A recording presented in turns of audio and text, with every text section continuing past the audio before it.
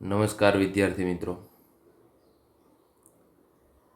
આપણે ફૂગ છે એમનો અભ્યાસ કરતા હતા, મતલબ માઇકોલોજી જે શાખા છે એમની અંદર અલગ અલગ પ્રકારની ફૂગ છે. એ કદાચ પેનિસિલિયમ હોય, એસ્પરજિલસ નાઇજર હોય, રાઇઝોપસ હોય, બ્રેડ મોલ્ડ અથવા મ્યુકર હોય, મશરૂમ મતલબ અગેરિકસ હોય, ઈસ્ટ હોય. તો આ બધી મશરૂમ છે એમાંથી જો કોઈ એક કોષીય હોય તો એ ઈસ્ટ મતલબ સેકેરોમાઇસિસ સેરેવિસી છે.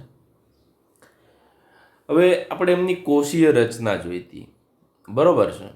તો કોષીય રચના એમની અંદર એક જ ઈસ્ટ હતી, એ અપવાદ હતી. બાકીની બધી છે એ ક્વક તંતુ મતલબ તાતણા સ્વરૂપે જોવા મળતી હતી. હવે આવા ક્વક સૂત્ર કે ક્વક તંતુ ઘણા બધા ભેગા મળે અને ક્વક જાળ છે મતલબ માઇસેલિયમની રચના કરે. તો અહીંયા આખું જે તમને દેખાય છે માઇસેલિયમ છે, પરંતુ થોડોક પોર્શન લઉં તો એને આપણે હાઇફી અથવા તો ક્વક તંતુ અથવા તો ક્વક સૂત્ર તરીકે ઓળખીએ. કેમ કે આવી જે આપણે આગળ ફૂગના વર્ગ ભણશું તો ફૂગના વર્ગની અંદર કોનો સમાવેશ કોની અંદર થાય છે મહત્વનું છે વિદ્યાર્થી મિત્રો. ત્યારબાદ આપણે બે પ્રકાર, એક તો બહુકોષ કેન્દ્રીય મતલબ અશાખિત, અથવા તો બીજા શબ્દોમાં આપણે એવો શબ્દ વાપર્યો હતો કે આ જે બહુકોષ કેન્દ્રીય છે એ પડદા વગરની છે. મતલબ એક કોષ કેન્દ્ર અને બીજા કોષ કેન્દ્ર વચ્ચે જે પડદો હોવો જોઈએ એ પડદો નથી. એને આપણે બહુકોષ કેન્દ્રીય નળાકાર ખાસ બહુકોષ કેન્દ્રીય રસથી ભરેલી, કોષ રસથી ભરેલી નળાકાર નળી જેવી અથવા તો પડદા વગરની ક્વકસૂત્ર અથવા કોઇનોસાઇટિક હાઇફી તરીકે ઓળખીએ છીએ. ઉપર તમને દેખાય સેપ્ટમ વાળી દેખાય છે, વચ્ચે પડદા દેખાતા હતા. એ વાત આપણે ગયા લેક્ચરની અંદર વાત કરી હતી. એમના સિવાય આપણે ગઈકાલે લાસ્ટની અંદર વાત કરી હતી કે ફૂગની જે કોષ દિવાલ છે, આ ફૂગનો જો કોષ તરીકે આપણે લઈએ તો ફૂગની કોષ દિવાલ કાઇટિનની બનેલી છે. કોની બનેલી છે? કાઇટિન. અને પોલિસેકેરાઇડ છે, ગ્લુકેન છે. અને કાઇટિન છે, બરોબર છે, એને બીજું નામ આપણે ફંગસ સેલ્યુલોઝ તરીકે પણ ઓળખીએ છીએ.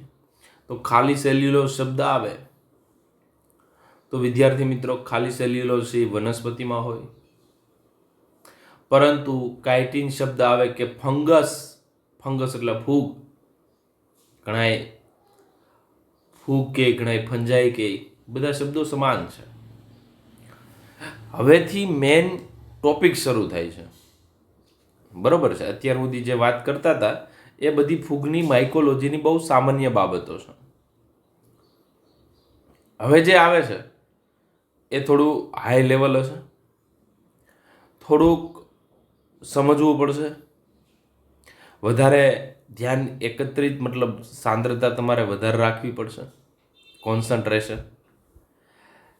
કહેવાનો મતલબ છે કે હવે જે વર્ગ ભણશો ને તમે, એ વર્ગ અતિ મહત્વના છે વિથ એક્ઝામ્પલ. તો પોષણ કઈ રીતના મેળવે છે? પોષણ બે પ્રકારે છે. એક તો બધી ફૂગ છે ને એ વિષમ પોષી, કેમ કે પોતે હરિતદ્રવ્ય કે ક્લોરોફિલ એ બી આવું કંઈ ધરાવતા નથી. અને આવું કંઈ ન ધરાવે ને એટલે જ એમને ખોરાક માટે બીજા ઉપર આધાર રાખવો પડે, જેને આપણે વિષમ પોષી હિટ્રોટ્રોપ્સ તરીકે ઓળખીએ છીએ.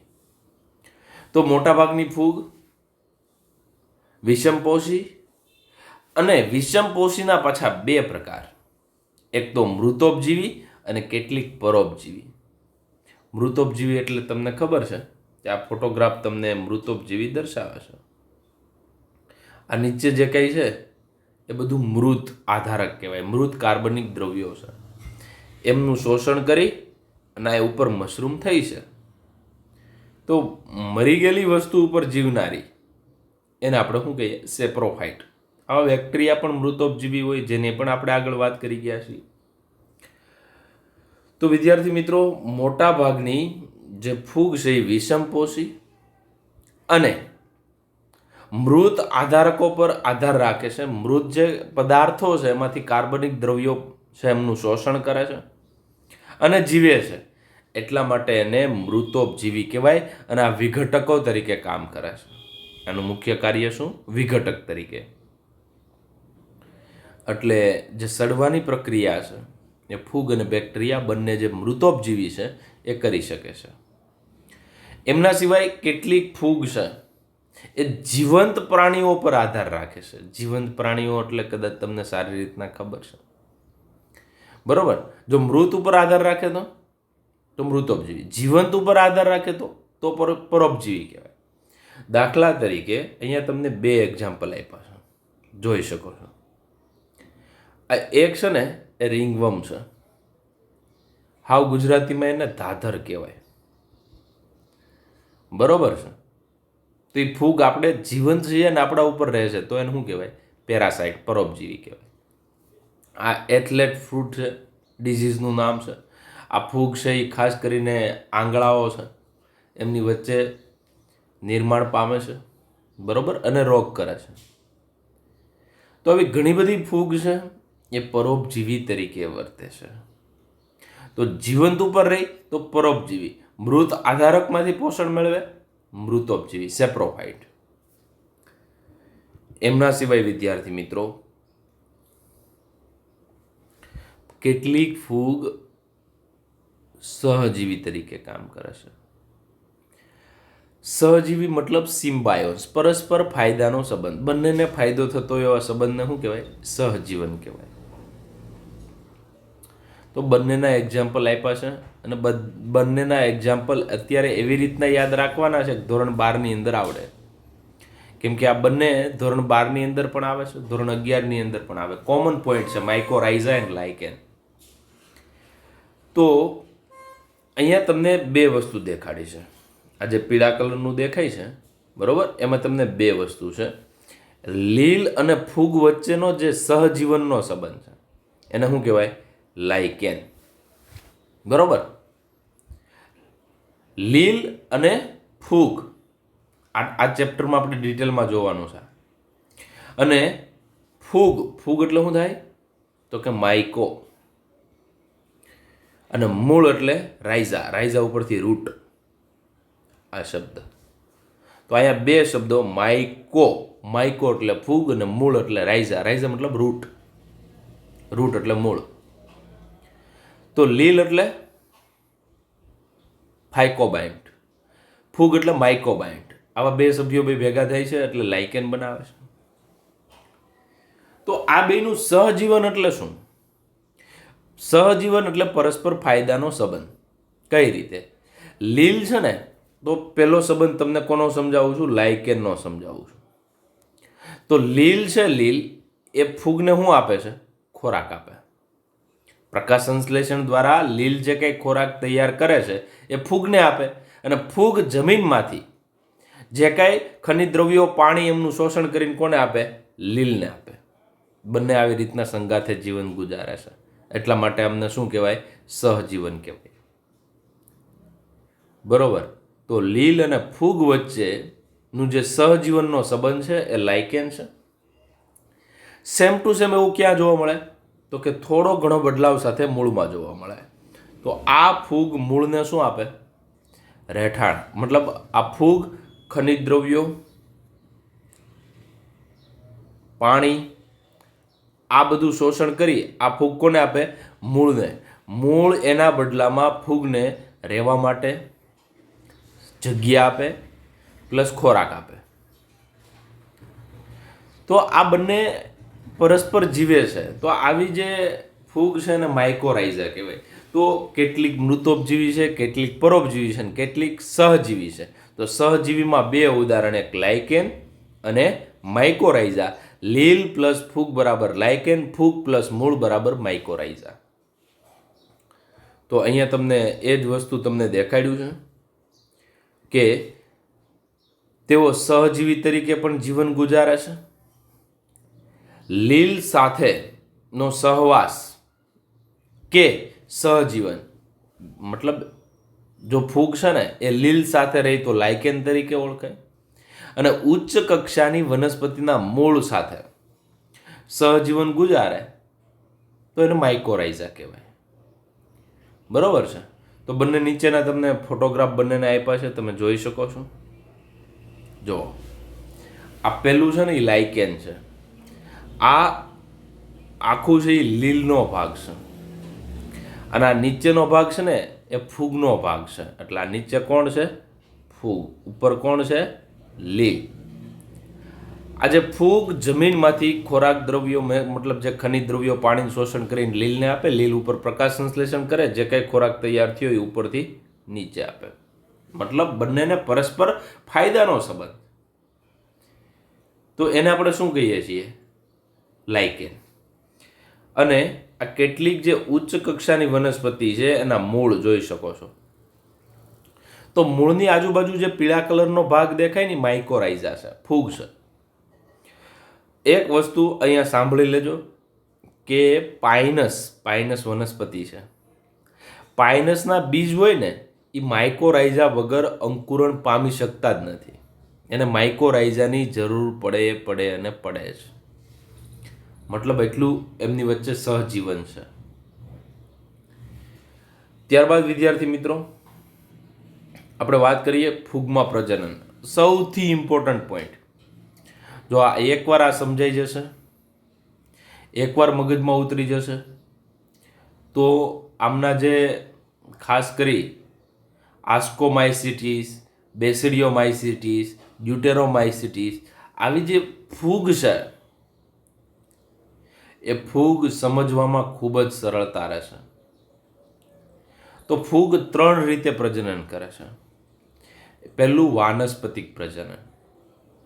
વાનસ્પતિક પ્રજનન એટલે અવખંડન. ફૂગ છે હાલો એના નાના 10 ટુકડા રૂપાંતરિત કરી તો 10 ટુકડામાંથી નવી ફૂગ પાછી નિર્માણ પામી શકે, તો એ અવખંડન કહેવાય. અવખંડન સ્ટારફિશમાં પણ જોવા મળે, પ્લેનેરિયામાં પણ જોવા મળે, અને ફૂગમાં પણ જોવા મળે. હવે ભાજન એટલે દ્વિભાજન, 1ના 2, 2ના 4 એવી રીતના જે વિભાજન થાય એને ભાજન તરીકે ઓળખવામાં આવે. અને કલિકા સર્જન, ખાસ કરીને ઈસ્ટ છે એ ઈસ્ટ કલિકા સર્જન કરે. આગળ મેં તમને એમના ફોટોગ્રાફ્સને એવું આગળના લેક્ચરમાં પણ વાત કરેલી છે. તો અવખંડન, ભાજન કે કલિકા સર્જન દ્વારા જો ફૂગ પ્રજનન કરે તો એમના શરીરના દેહમાંથી નવો દેહ આખો વિકાસ પામવાની ક્ષમતા ધરાવે છે, જેને આપણે વાનસ્પતિક પ્રજનન તરીકે ઓળખીએ છીએ. તો અહીંયા તમને ઉદાહરણ આપ્યા છે, બરોબર છે. પેલું અહીંયા તમે એક અવખંડન જુઓ. અવખંડન છે તો આ સપોઝ ફૂગ છે, એમાંથી આ ટુકડો છૂટો પડી જાય તો આ ટુકડામાંથી નવી ફૂગ બની શકે. કલિકા સર્જન છે એમનું વેલ નોન એક્ઝામ્પલ છે સેકેરોમાઇસિસ ઈસ્ટ. બેકરીમાં જે બ્રેડ બને છે ને એમના માટે જવાબદાર આ સેકેરોમાઇસિસ સેરેવિસી છે. તો આજે શબ્દ વાપર્યો છે કે કલિકા સર્જન અને અવખંડન દ્વારા થતું પ્રજનન ફક્ત અક્વક જાલીય સ્વરૂપમાં, એટલે જેમની અંદર ક્વક જાળ નથી, ક્વક સૂત્ર છે, ક્વક જાળ નથી, એમની અંદર જ જોવા મળે છે. બરોબર છે. આને કાંઈ અત્યારે તમારે ધ્યાનમાં લેવાની જરૂર નથી અવખંડનને. એમના સિવાય બીજું પ્રજનન છે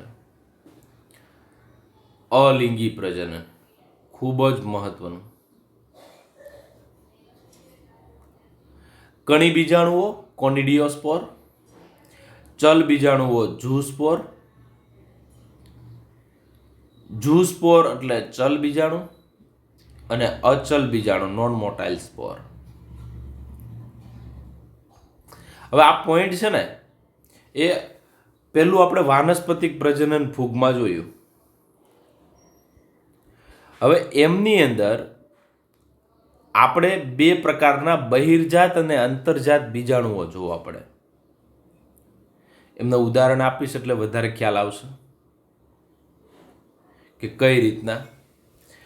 આ બીજાણુ એક નાના નાના, જે મેં તમને વાત કરી એમ, કે કોઈ એવી અઘરી પરિસ્થિતિ આવે, અઘરી પરિસ્થિતિ મતલબ તાપમાન વધારે છે, પાણીનું પ્રમાણ ઓછું છે, ભેજનું પ્રમાણ ઓછું છે, એસિડિક વાતાવરણ ઓછું છે, ત્યારે ફૂગ છે ને એ બીજાણુ પેદા કરે છે.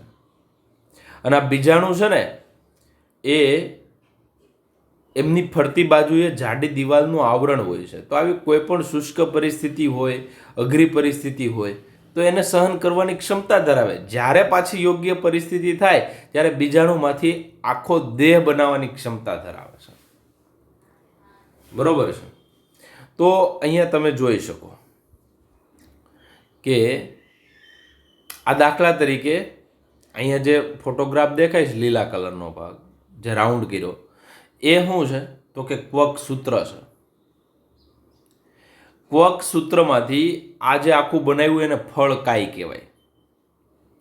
ફળકાયમાંથી બીજાણુ જો બહાર નીકળ્યા અને આ બીજાણુ બનાવ્યા, અને બીજાણુનું પાછું અંકુરણ થાય ને એટલે પાછું માઇસેલિયમ બની શકે. તો આવું જે પ્રજનન છે ને એને શું કહેવાય? બીજાણુ દ્વારા, મતલબ અલિંગી પ્રજનન છે. અલિંગી પ્રજનન બીજાણુ દ્વારા કરે છે. તો એવા બીજાણુ કેટલા પ્રકારના કીધા મેં તમને? તો કે પેલું કીધું કણી બીજાણુ, કોનિડિયોસ્પોર. બીજું કોણ? ચલ બીજાણુ. તો આ કણી બીજાણુ હું અને ચલ બીજાણુ હું એ બહુ મહત્વના છે. હવે પેલા અહીંયા સમજો કે બીજાણુ ધાનીય બીજાણુ. બીજાણુ ધાની એટલે અહીંયા તમને વાત કરી તો આજે સ્પોરેન્જિયા છે, ઉપરનો આ જે રાઉન્ડ તમને વિદ્યાર્થી મિત્રો દેખાય છે, આ રાઉન્ડ, એને બીજાણુ ધાની કહેવાય. એ બીજાણુ ધાનીમાંથી, સ્પોરેન્જિયામાંથી જે બીજાણુ નીકળે તો એને શું કહેવાય? બીજાણુ ધાનીય બીજાણુ. બીજાણુ ધાની છે એમાંથી નીકળતા બીજાણુને શું કહેવાય? બીજાણુ ધાનીય બીજાણુ. શું તૂટે? તો કે દાખલા તરીકે એક જે બીજાણુ ધાની છે એ તૂટે છે ને એટલે બીજાણુ ધાનીય બીજાણુ છે એ બહાર નીકળે છે. તો જો એ કદાચ ચાલતા હોય તો એને ચલ બીજાણુ કહેવાય, ન ચાલતા હોય તો અચલ બીજાણુ કહેવાય. ટૂંકમાં ચલ બીજાણુ છે કશાવાળા હશે, કશા ધરાવતા હશે. તો અહીંયા તમે આપણે જે લખેલું છે કે બીજાણુ ધાનીય બીજાણુ, એટલે કે બીજાણુ ધાનીમાંથી બહાર આવે છે ને, એ બીજાણુ ધાનીમાંથી બહાર આવતા હોય તો એને આપણે બીજાણુ ધાનીય બીજાણુ કહેવાય. અને અસંખ્ય બીજાણુ આવે, બીજાણુ ધાની ફાટવાથી બહાર આવે છે. અને અંતર્ગત છે. અંતર્ગતનો મતલબ એવો થાય, અંતર્જાત પણ કહી શકો, અંતર્ગત એટલે બીજાણુ ધાનીની અંદર નિર્માણ પામે ને તો અંતર્જાત. બરોબર છે? અને બીજાણુ ધાનીની બહાર નિર્માણ પામે તો બહિર્જાત. તો કોનિડિયોસ્પોર છે, બરોબર? અહીંયા આપણે બે અલિંગી પ્રજનનમાં બે વાત કરી. આ એક કણી બીજાણુ, આ કેવા છે? બહિર્જાત છે. અને આ ચલ બીજાણુ કેવા છે? અંતર્જાત છે. અંતર્જાત મતલબ બીજાણુ ધાનીની અંદર નિર્માણ પામે. કણી બીજાણુ કોનિડિયોસ્પોર છે બહાર નિર્માણ પામે છે. તો કોનિડિયોસ્પોર હોય ને એટલે ગમે ત્યારે તમારે ધોરણ 12 ની અંદર પણ કોનિડિયોસ્પોર નિર્માણ આવે છે. તો જો બીજાણુ ધાનીમાંથી અંદરની બાજુથી નિર્માણ પામતા હોય તો એના બે પ્રકાર પડે. આમ તો બીજાણુ ધાની બીજાણુ કહેવાય. એના બે પ્રકાર, ચલ બીજાણુ અને અચલ બીજાણુ. ચલ બીજાણુ છે ને એ કશા ધરાવે એટલે ચાલે છે. અચલ બીજાણુ છે એ કશા નથી ધરાવતા, અચલિત પણ કહી શકાય. તો અહીંયા તમને જે ફોટોગ્રાફ દેખાડ્યો, બરોબર? તો આ બીજાણુ ધાની એમાંથી બહાર નીકળે છે તો એને કેવા કહેવાય? બીજાણુ ધાનીય બીજાણુ. જો આ ચાલતા હોય, કશા ધરાવતા હોય તો ચલિત, અને કશા ન ધરાવતા હોય તો અચલિત. ભવિષ્યમાં આ પણ ગમે કોઈ પણ એક અંકુરણ પામે અને એમાંથી આખું ક્વક સૂત્ર બનાવી શકે છે. આ એક બાબત જોઈ. બીજી બાબત, હવે કોનિડિયોસ્પોરની વાત કરું છું. અત્યારે મેં ખાલી કોની વાત કરી? ચલ બીજાણુ ડિટેલમાં સમજાવ્યા. હવે તમને સમજાવું છું કણી બીજાણુ એટલે કોનિડિયોસ્પોર. બરોબર? તો કોનિડિયોસ્પોર કોને કહેવાય? જો કોનિડિયો એટલે અલિંગી બીજાણુ જ છે, એને કણી બીજાણુ તરીકે પણ ઓળખવામાં આવે. તો કણી બીજાણુ છે ને એ બહિર્સર્જન, બહિર્જાત એટલે દાખલા તરીકે આ માઇસેલિયમ કોકસૂત્ર એમાંથી કોનિડિયા બને, એનું જર્મિનેશન મતલબ અંકુરણ થઈને પાછું માઇસેલિયમ બની શકે. આપણે બરોબર છે, એ આપણે જોયું. હવે અહીંયા તમે જુઓ ને તો કોનિડિયો 4 લખ્યું. કોનિડિયો 4 એટલે બીજાણુ ધાની. એમાંથી આ કોનિડિયો સ્પોર બન્યા એટલે બહારની બાજુએ બન્યા. જો બહારની બાજુએ મતલબ બીજાણુ ધાનીની અંદર નથી બનતા, બીજાણુ ધાનીની બહાર બને. આ બીજાણુ ધાની છે, આ બરોબર. કોનિડિયો 4 લખ્યું ને બીજાણુ ધાની છે, એમની બહારની બાજુએ જો આ 1 2 3 4 બહારની બાજુએ નિર્માણ પામ્યા છે. તો આવા બીજાણુને શું કહેવાય? કોનિડિયોસ્પોર, કણી બીજાણુ તરીકે ઓળખવામાં આવે. તો આ કોનિડિયો જ્યારે એમાંથી છૂટા પડ્યા, એમાંથી અંકુરિત થયો અને એમાંથી ક્વક સૂત્ર નિર્માણ પામે છે. અને ક્વક સૂત્રમાંથી અગેન પાછું બીજાણુ ધાની બને, એની ઉપર બહારની બાજુએ બીજાણુ આવે તો એને આપણે કોનિડિયોસ્પોર કહેવાય. તો બીજાણુ ધાની બીજાણુ અને કોનિડિયોસ્પોર આ બંને દ્વારા અલિંગી પ્રજનન, એટલે અલિંગી પ્રજનન એટલે ફક્ત અને ફક્ત આ બીજાણુમાંથી આખો દેહ બનાવવાની ક્ષમતા ધરાવે છે, જેને આપણે અલિંગી પ્રજનન તરીકે ઓળખીએ છીએ.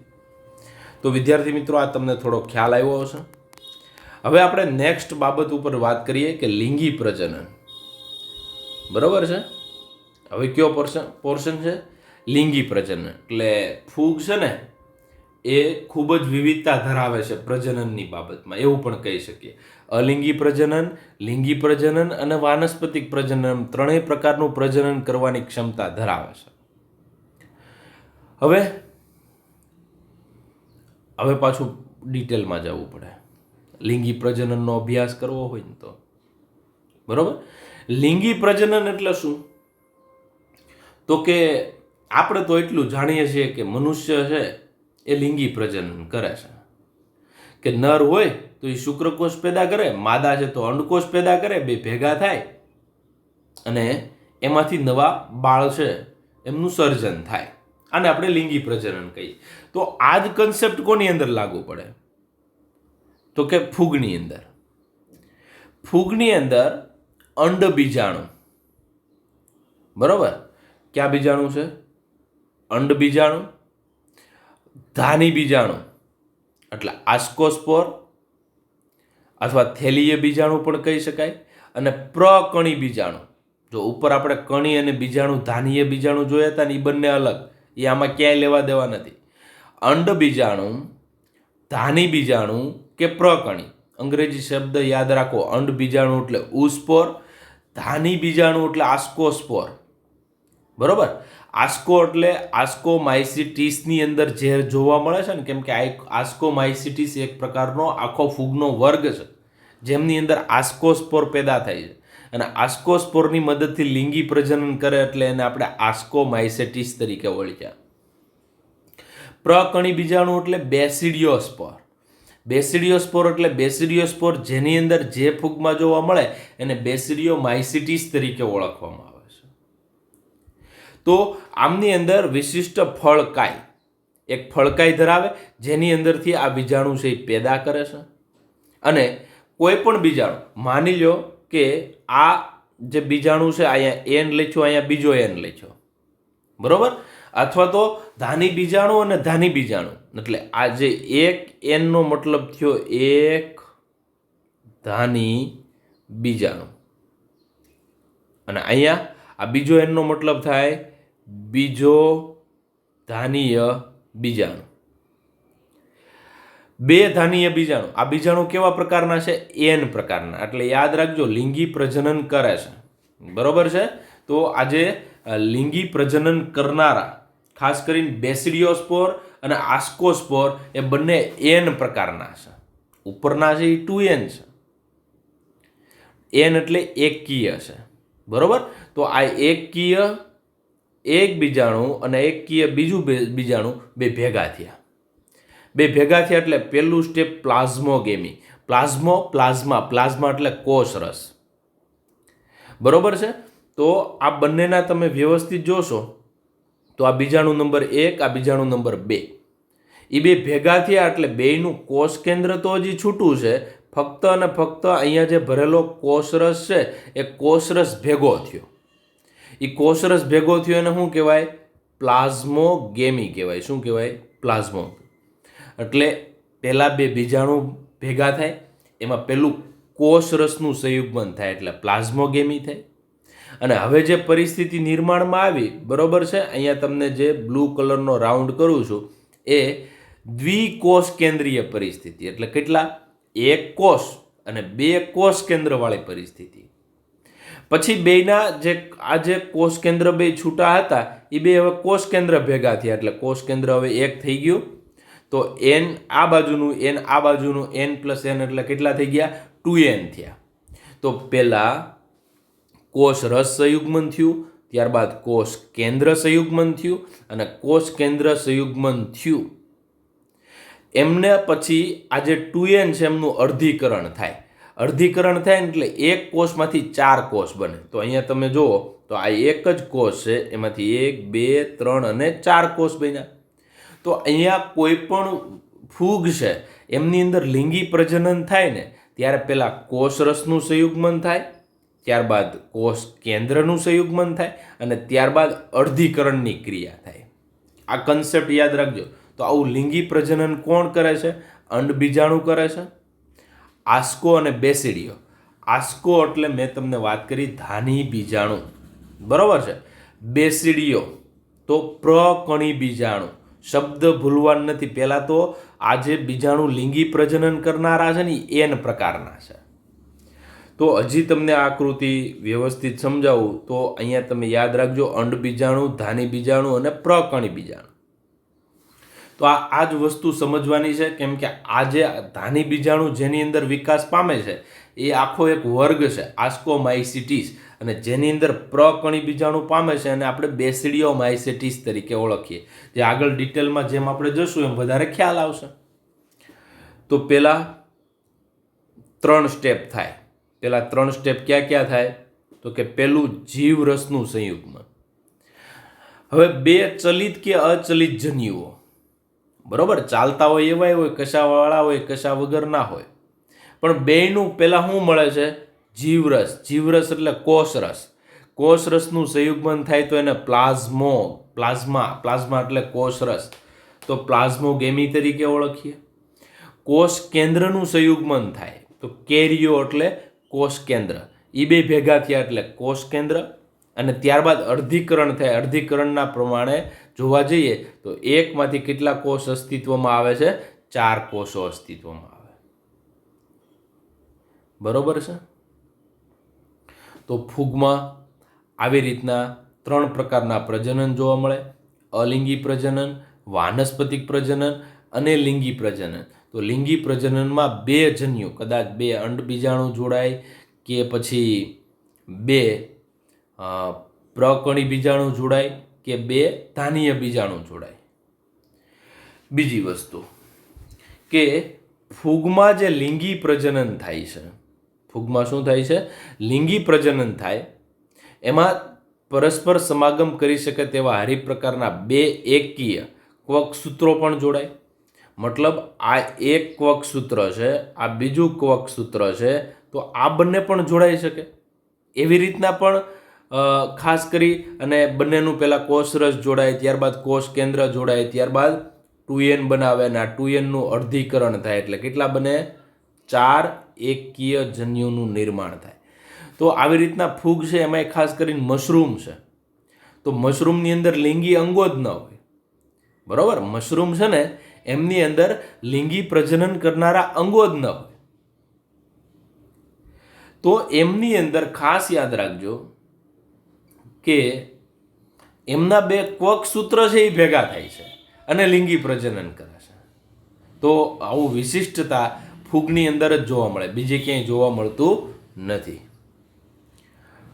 હવે આ જ આકૃતિ તમને હમણાં સમજાવી.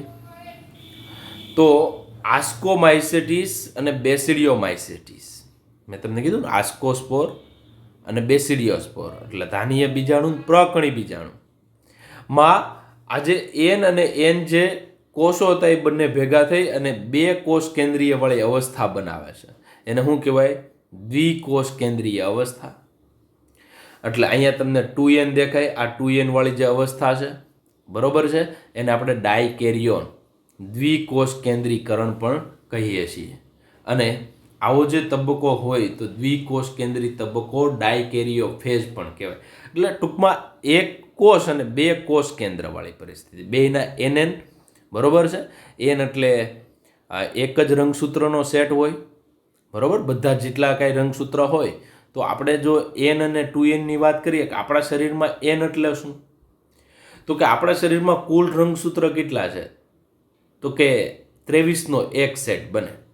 તો શુક્રકોષો છે એ એન પ્રકારના, કેમ કે બધા જ રંગસૂત્ર 23 એક જ વાર આવેલા છે.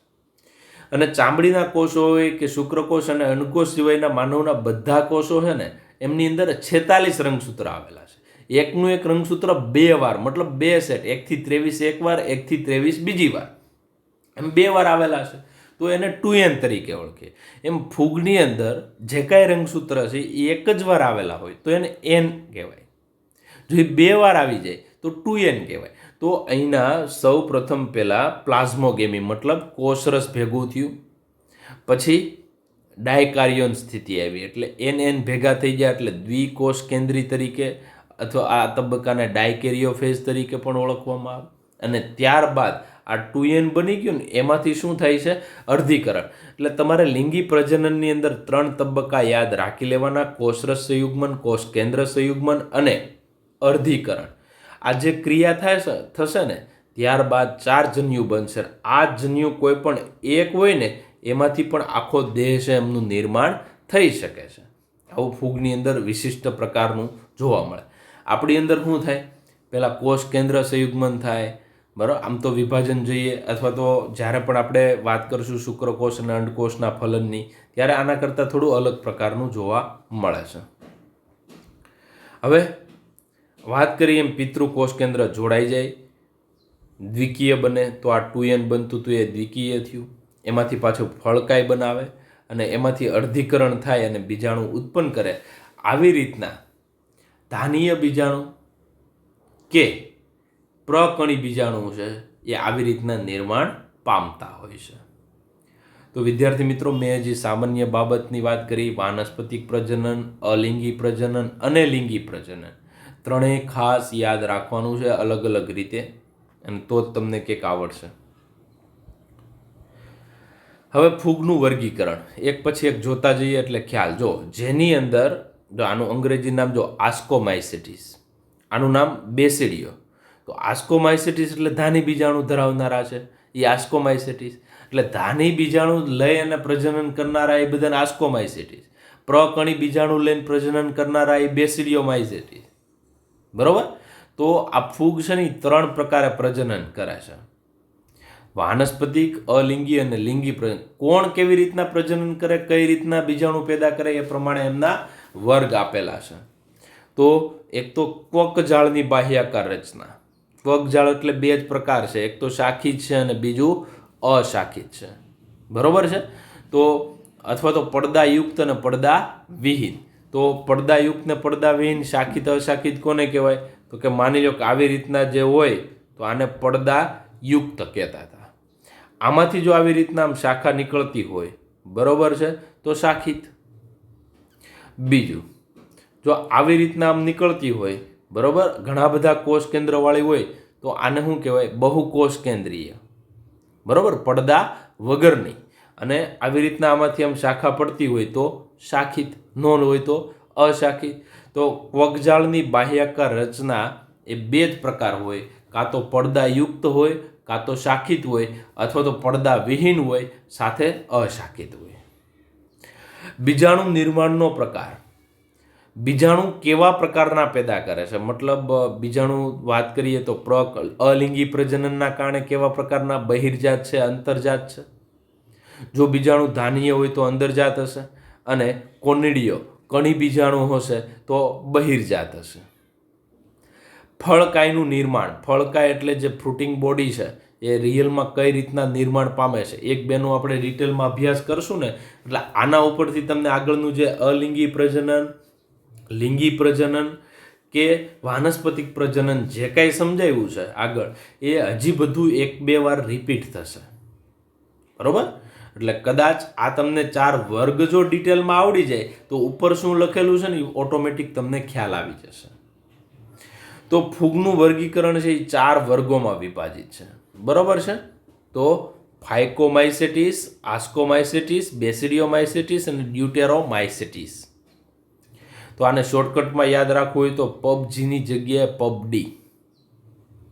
પી મતલબ ફાઇકોમાઇસેટિસ, એ એટલે આસ્કોમાઇસેટિસ, બી એટલે બેસિડિયોમાઇસેટિસ એન્ડ ડી એટલે ડ્યુટેરોમાઇસેટિસ. તો ટૂંકમાં કેમ યાદ રાખી શકાય?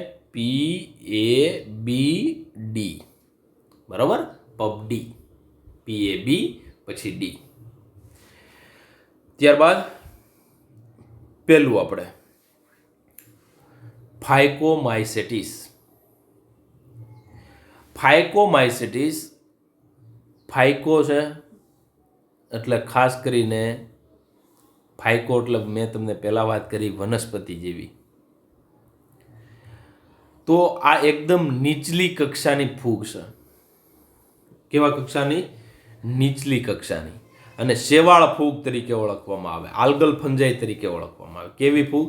શેવાળ ફૂગ. શેવાળ ક્યાં થાય? જલજ નિવાસ સ્થાનોમાં. મતલબ જ્યાં પાણી ભરાતું હોય ને ત્યાં આ ફૂગ થાય. અથવા તો જલજ નિવાસ સ્થાનોમાં કોઈ પણ વસ્તુ સડતી હોય ને, ભેજયુક્ત હોય, ત્યાં આ ફૂગ જોવા મળે છે. ટૂંકમાં આ ફૂગને જીવવું હોય ને તો પાણીની જરૂર પડે છે, એટલા માટે આને શેવાળ ફૂગ તરીકે, આલ્ગલ ફંજાઈ તરીકે પણ ઓળખીએ છીએ. ત્યારબાદ આજે ફાઇકોમાઇસેટિસના સભ્યો જલજ નિવાસ સ્થાનોમાં જોવા મળે. ભીના અને ભેજયુક્ત વિસ્તારોમાં સડતા લાકડા અને અવિકલ્પી પરોપજીવી તરીકે વનસ્પતિ ઉપર જોવા મળે છે. આપણે જોશું એમના ઉદાહરણ એટલે ખ્યાલ આવશે. એકમાત્ર એવી ફૂગ ફાઇકોમાઇસેટિસ જેમની અંદર કોકજાળ પડદા વગરની અને બહુકોષ કેન્દ્રીય. અને પડદા વગરની છે એટલે કેવી છે? બરાબર? બહુકોષ કેન્દ્રીય. તો અહીંયા તમે જુઓ તો આ જે ફૂગ એક એક્ઝામ્પલ છે રાઇઝોપસ. આનું મેઇન એક્ઝામ્પલ કોણ? Rhizopus, bread mould. આ રાઇઝોપસ છે, બ્રેડ મોલ્ડ. આ એમની અંદર ક્યાંય તમને આવા શાખા જોવા મળતી નથી. મતલબ બહુકોષ કેન્દ્રીય પરિસ્થિતિ છે. બીજું, ચલ બીજાણુ. અમુક છે એ ચલ બીજાણુ પેદા કરે છે અને અચલ બીજાણુ. એટલે જો અહીંયા તમને દેખાય છે તો આ ફૂગ હજી ઉછેર પામે, અહીંથી ઉછેર પામી. આ એના નીચે જે પેદા કર્યા, આ જે નીચે બરોબર લાલ કલરનો રાઉન્ડ કર્યો, એ એનું શું થયું? ક્વક સૂત્ર, ક્વક જાળ થઈ. હવે એની ઉપર એ આવી રીતના સ્પોરેન્જમ બીજાણુ ધાની પેદા કરે. એ બીજાણુ ધાનીમાંથી આ બીજાણુ છૂટા પડે. અને આ બીજાણુ જો ચાલતા હોય ને તો ચલિત બીજાણુ, ન ચાલતા હોય તો અચલિત બીજાણુ. તો આ અચલિત બીજાણુ છે એમાંથી ભવિષ્યમાં, સપોઝ માની લો કે આજે બીજાણુ કોઈ બન્યા તો બીજાણુમાંથી ભવિષ્યમાં આખું પાછું શું કરી શકે? શરીર એનું બનાવી શકે. તો આવા પ્રજનનને કયું પ્રજનન કહેવાય? અલિંગી પ્રજનન. તો અલિંગી પ્રજનન એટલે બીજાણુમાંથી જ સીધે સીધો શું કરે? બે બીજાણુ જો ક્યાંય જોડાતા હોય ને તો લિંગી પ્રજનન. આમાં ક્યાંય બીજાણુ જોડાતા નથી, સીધા જ બીજાણુમાંથી શું બનાવે છે? આખી બોડી બનાવવાની ક્ષમતા ધરાવે, આખું શરીર બનાવવાની ક્ષમતા ધરાવે છે. તો એને શું કહેવાય? તો એને આપણે શું કહીશું? અલિંગી પ્રજનન. તો અલિંગી પ્રજનન કોના દ્વારા કરે છે? ચલ બીજાણુ અથવા તો અચલ બીજાણુ દ્વારા. હવે આગળ વાત કરીએ તો પેલું એક એક્ઝામ્પલ રાઇઝોપસ, બ્રેડ મોલ્ડ. એમના સિવાય જો બીજાણુ ધાનીમાં અંતર્જાત બીજાણુ, એટલે સપોઝ આ બીજાણુ ધાની છે, આ એની અંદરની બાજુ જો બીજાણુ પેદા થાય તો એને કેવા કહેવાય? અંતર્જાત કહેવાય. જો બીજાણુ ધાનીની અંદર પેદા થાય તો અંતર્જાત, બહાર પેદા થાય તો બહિર્જાત. તો એમની અંદર જ આવા બીજાણુ પેદા થયા એટલે આ અંતર્જાત બીજાણુ બે જન્યુઓના જોડાણથી યુગ્મ બીજાણુ બને. હવે આમાં પાછા 3 પ્રકાર, બરોબર છે. જો આ બીજાણુ બે ચલિત અને ચલિત બે ભેગા થયા તો એને સમયુગ્મક કહેવાય. આવા બે બીજાણુ ચલિત અને અચલિત, કેમ કે આવા બે બીજાણુ પેદા કરવાની ક્ષમતા ધરાવે. ક્યાં બે? એક તો ચલિત અને અચલિત. ચાલતા હોય એવા બીજાણુ ભેગા કરે, ચાલતા ન હોય એવા બીજાણુ ભેગા થાય, બરોબર છે. તો આવા કદાચ લિંગી પ્રજનન આ બીજાણુ દ્વારા, અલિંગી પ્રજનન દ્વારા, મતલબ આ એક બીજાણુ હોય ને અચલિત, આ એક બીજાણુ, તો એમાંથી આખો છોડ બની શકે, મતલબ આખો જે રાઇઝોપસ છે એ બની શકે છે. તો એ અલિંગી પ્રજનન. પણ માની લો કે આવો અચલિત એક છે, આ અચલિત બીજો છે, બે ભેગા થયા. જો આ બે સમાન ભેગા થયા હોય ને તો એ લિંગી પ્રજનન પણ કરી શકે. આ વિશિષ્ટતા ફૂગની છે, બરોબર. તો વિદ્યાર્થી મિત્રો, અહીંયા 3 પ્રકાર પડ્યા છે. એના આધારે આ પ્રકારના જન્યુઓ જો બાહ્યાકાર રીતે સરખા હોય, બાહ્યાકાર રીતે સરખા હોય એટલે આ પણ ચલિત છે, આ પણ ચલિત છે, અચલિત અને અચલિત એ બે ભેગા થાય તો એને શું કહેવાય? સમજન્યુજનક.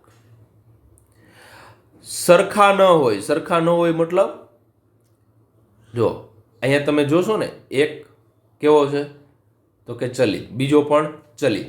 અચલિત પ્લસ અચલિત કેવા થયા? આઇસોગેમી. આઇસોગેમસનો મતલબ થાય સમજન્યુજનક. એક મોટો છે અને બીજો નાના કદનો છે, બરોબર છે. અથવા તો એક ચલિત છે, બીજો અચલિત છે, બે બાહ્યાકાર રીતે સમાન નથી તો એને વિષમજન્યુ કહેવાય. અને અંડજન્યુજનક ઉગેમસ એટલે ઉગેમી, એમાં જો માદા કોષ હોય મોટો હોય, નર કોષ હોય કેવો હોય? નાનો હોય, તો એને અંડજન્યુક તરીકે ઓળખવામાં આવે છે. તો વિદ્યાર્થી મિત્રો, આવું પણ આ જે ફૂગ છે ફાયકોમાઇસેટિસ એમાં જોવા મળે, કેમ કે આવા જન્યુ ભેગા થઈને લિંગી પ્રજનન કરી શકે છે, બરોબર. અને એ અલિંગી બીજાણુમાંથી પણ એક ચલિત બીજાણુ હોય કે એક અચલિત હોય, એમાંથી પણ આખું જે તે ફૂગ બની શકે છે. તો આના એક્ઝામ્પલ જોવા જઈએ આવી ફૂગના, તો આનું શોર્ટકટ મેં તમને આપું છું. શોર્ટકટ છે મિસ્ટર આલ્બ્યુગો. મિસ્ટર એટલે મ્યુકર, બરોબર છે. અને આર, મિસ્ટરમાં એક એમ એટલે મ્યુકર, મ્યુકરનો એમ, રાઇઝોપસનો આર એટલે મિસ્ટર. આલ્બ્યુગો એટલે રાઈ પર થતી પરોપજીવી ફૂગ. તો મિસ્ટર આલ્બ્યુગો ફાઇકો અથવા ફાઇકો મિસ્ટર આલ્બ્યુગો. તો અહીંયા તમને આમ યાદ ન રહેતું હોય તો બીજી પણ ટ્રીક છે, બરોબર. રામ, રાઇઝોપસ એટલે બ્રેડ મોલ્ડ, આલ્બ્યુગો અને મ્યુકર, તો ફાઇકો રામ. આવી રીતના પણ તમે યાદ રાખી શકો છો. તો અહીંયા તમને 3 ઉદાહરણ ખાસ શોર્ટ ક્વેશ્ચન માટે યાદ રાખવું. આલ્બ્યુગો છે એ રાઈ ઉપર જોવા મળે, રાઇઝોપસ એ બ્રેડ મોલ્ડ છે, તો આ જે તમને દેખાય એ મ્યુકર છે, આ જે દેખાય એ રાઇઝોપસ છે, અને અહીંયા રાઈની છોડની ઉપર જે ફૂગ જોવા મળે છે એને આપણે આલ્બ્યુગો તરીકે ઓળખીએ છીએ. તો વિદ્યાર્થી મિત્રો, નેક્સ્ટ લેક્ચરની અંદર આપણે 2 ફૂગનો ડિટેલમાં અભ્યાસ કરવાનો છે, બરોબર છે. એ આસ્કોમાઇસિટીસ અને બેસિડિયોમાઇસિટીસ. પરંતુ આ જે ફાઇકોમાઇસિટીસ છે એમને 2 વર્ગમાં, એક ઉમાઇસિટીસ અને બીજું ઝાયગોમાઇસિટીસ. હવે આમના ઉમાઇસિટીસ છે ને એની ખાસ યાદ રાખજો. ઉમાઇસિટીસની જે કોષ દિવાલ છે, બરોબર, તો ઉમાઇસિટીસની કોષ દિવાલ સેલ્યુલોઝની બનેલી છે. અહીંયા આ જે ઉમાઇસિટીસ છે એની કોષ દિવાલ કોની બનેલી છે? સેલ્યુલોઝ. અપવાદ છે જ્યારે આ જે ઝાયગોમાઇસિટીસ છે એની કાઇટિનની બનેલી છે. તો કોષ દિવાલમાં થોડો ઘણો ફેરફાર છે. ઉમાઇસિટીસની સેલ્યુલોઝની બનેલી છે, ઝાયગોમાઇસિટીસની કાઇટિનની બનેલી. તો આ અલગ અલગ એક્ઝામ્પલ છે, બરોબર છે. તો અલગ અલગ શબ્દોમાં ઉમાઇસિટીસનું પહેલું ઉદાહરણ ફાઇટોપ્થોરા ઇન્ફેન્ટન્સ, બટાકાનો મોડો સુકારો કરે છે, અને આ આયર્લેન્ડના દુકાળ તરીકે પણ ઓળખવામાં આવે. 1845ની અંદર આ જે ફાઇકોમાઇસેટિસની જે ફૂગ છે ફાઇટોપ્થોરા ઇન્ફેન્ટન્સ એણે બટાકાનો મોટો સુકારો કર્યો હતો. ત્યારબાદ પાયથીમિયમ જાતિ જે તમાકુ અને વનસ્પતિના ધાન્યમાં રોગ કરે છે. ત્યારબાદ સ્ક્લેરોસ્પોરા ગ્રામિનિકોલા એ લીલા રંગના ડુંડું નામનો રોગ કરે છે અને બાજરાની અંદર આ રોગ થાય છે. એટલે ટોટલી જે ફાઇલોઇડી જે કુળ છે, બરાબર છે, એમનું એક લક્ષણ કહી શકાય. અને પુષ્પનો દરેક ભાગ લીલા પર્ણની અંદર રૂપાંતર પામે, આવું ખાસ કરીને લીલા રંગનું ડુંડું છે એમનો રોગ. કદાચ આ યાદ ન રહી તો નીટ માટેની માહિતી છે, પણ આ યાદ રાખજો. આ તમારી બુક પ્રમાણે આલ્બ્યુગો કેન્ડિડા એનું બીજું નામ છે સાયટોપસ કેન્ડિડસ, જે રાઈની અંદર સફેદ ઘેરું કરે છે. રાઈ એટલે ક્રુસિફેરી કુળમાં આવે. રાઈ કયા કુળમાં આવે? ક્રુસિફેરી કુળમાં છે. અને આલ્બ્યુગો છે ને એ ઉમાઇસિટીસ છે, બરાબર. અને કેમ કે ફાઇકોમાઇસેટિસ પાછા 2 ભાગમાં વિભાજિત છે, આમ તો 6 ભાગમાં છે, પરંતુ મોસ્ટ ઓફ છે એ ઉમાઇસિટીસ અને ઝાયગોમાઇટિસની અંદર વિભાજિત છે. તો આલ્બ્યુગા કેન્ડિડા અને સેપ્રોલેગ્નિયા એક પ્રકારની ઉમાઇસિટીસ, ફાઇકોમાઇસિટીસના ઉમાઇસિટીસ વર્ગની ખાસ કહી શકાય ફૂગ છે, જે માછલી છે એમની અંદર સલ્મન રોગ કરે છે. એમના સિવાય રાઇઝોપસ અને મ્યુકર ઉમાઇસિટીસમાં આવે છે. તો રાઇઝોપસ એ બ્રેડ મોલ્ડ તરીકે ઓળખવામાં આવે છે અને બ્રેડના ઉપર કાળા કલરનો ભાગ થઈ જાય છે, એ રાઇઝોપસ છે. અને પિલોબોલસ એ ઝાયગોમાઇસિટીસની એક એને ફૂગીય બંદૂક તરીકે ઓળખવામાં આવે અને બીજાણુધાની એવી રીતના ફાટે છે એટલે એનું નામ આપ્યું છે પિલોબોલસ, અથવા તો તોપ ફેંકનારું પણ કહી શકીએ. નેક્સ્ટ લેક્ચરની અંદર આપણે ડિટેલમાં આસ્કોમાઇસિટીસ અને બેસિડિયોમાઇસિટીસ અને ડ્યુટેરોમાઇસિટીસ આ 3 ક્લાસ બાકી છે, એમને આપણે વિગતવાર અભ્યાસ કરીશું. Thank you.